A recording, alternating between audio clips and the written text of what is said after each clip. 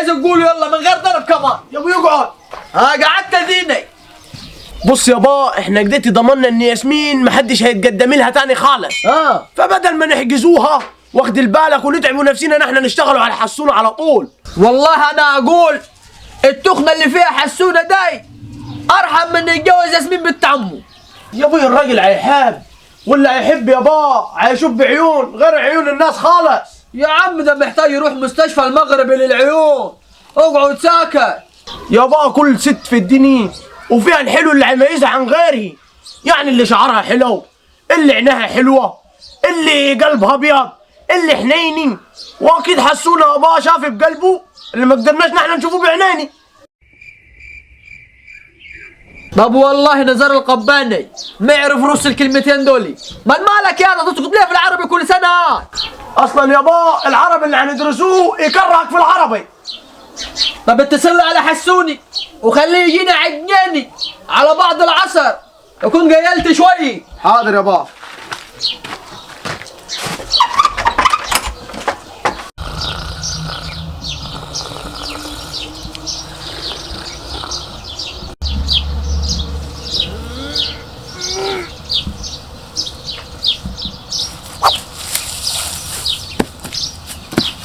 لا يا عبد المنعم لا ولا مهند لا شيء.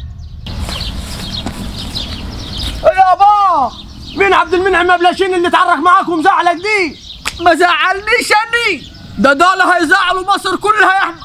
مصر كلها هيزعلوها. يعني يابا دول نازلين انتخابات وليا؟ انتخابات ايه يا ابن العبيطه؟ دول اللي هيضيعونا النهارده بضربات جزاء. يعني مصر هتخسر يابا؟ اتصل باتنين الجحوش وقول لهم راهنوا مصر هتتهزم في ضربات جزاء. طب ونحن مش هنشوف الماتش؟ ما انا شفته. الحكم هيحسب ضربة جزاء لمنيع وابو جبل هيصدها وهيفضل الماتش تعادل، وبعد كده هنروحوا ضربات الجزاء وعبد المنعم ومهند لاشين هيضيعوا. انت يابا ما حلمتش حلم عدل من ساعة ما بقيت تحلم. وانا من يوم ما شفتك ما شفتش يوم عدل اصلا. قوم قول للجماعه روح. حاضر. تتوج المنتخب السنغالي باللقب لاول مره. يا جماعي ماني هيحطها وهياخدوا الكاس. كبير في مباراه اليوم. هتضيع ان شاء الله هيصدها ابو جبل. طب هتشوف. طب ان شاء الله هيصدها. جبل شالها له في المباراه. ابو جبل وماني. اها مش قلت لكم ماني؟ انا مش قلت لكم؟ بطوله لتعلن السنغال عن بطوله هي الاولى لها في تاريخها. بطوله لمنتخب قدم اداء رائع. يلا يا حبيبي منك لي يلا. يلا يا باي ارمي يا حبيبي ارمي. لسه ابو صاحبه ارمي يا حبيبي ارمي. يا عم حق اليوميه اهو.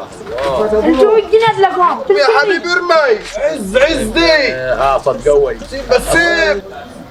اول مره الواحد يكسب حاجه من ورا مصر.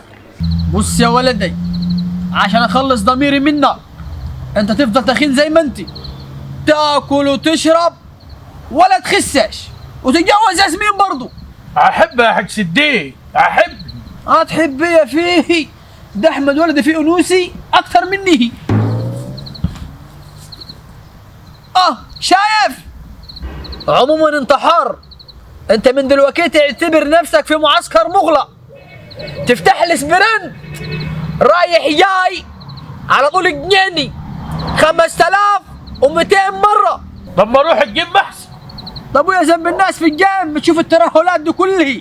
طب انا هجري وراك عشان الدهون اللي تنزل منك اخدها هني. يلا يا جماعه توكلنا على الله. اسبرنتات اقفوا جنب بعض. 1 2 3. اتقدم وكفايه خلاص تتندم.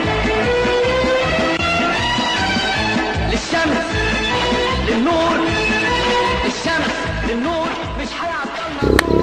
ايوه شدوا حالكم. ايوه مين هيخبط؟ ايوه جاي.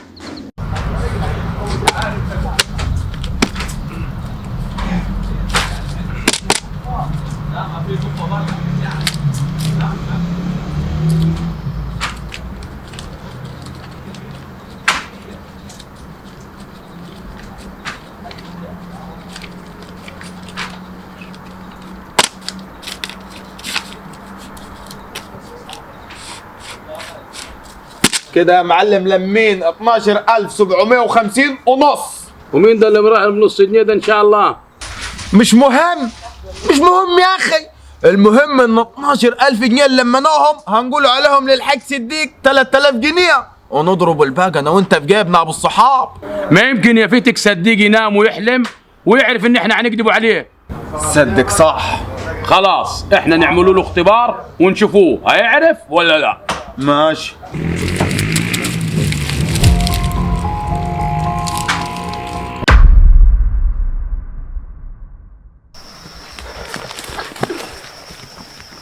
خير يا ابو عمو، شكلك غريب مش من هنيت انتي.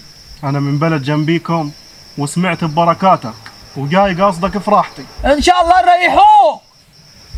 اجري هريحه هو مش انتو. اجري بدل اخلي النشوق يحسف مزيكا على جسمك انت هو.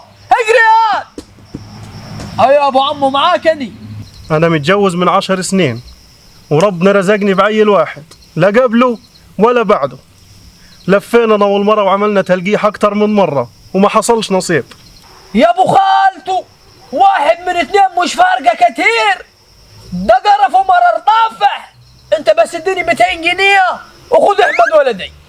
ما أنا قلت الحمد لله وعيل واحد زين، بس من شهر ونص ولد اختفي. اختفي راح فين؟ ما عرف شيء، هو قال لي هات 5 جنيه جيب دولسي ومن ساعتها ما شفتوش تاني. يا ساتر يا رب. وبعدين لفيت عليه كل حتي ومش لاقي له اي اثر. لو تعرف تدلني عليه ابوس ايدك، حي ولا ميت. يا باي قطعت مصاريني يا شيخ. كمل نفسي ارتاح، لو حي اخده في حضني، لو ميت اخد امه واروح اعيش جنبه في قبره. ابوس ايدك نفسي اطمن عليها. يا ولدي يا باي يا ولدي ابوس ايدك.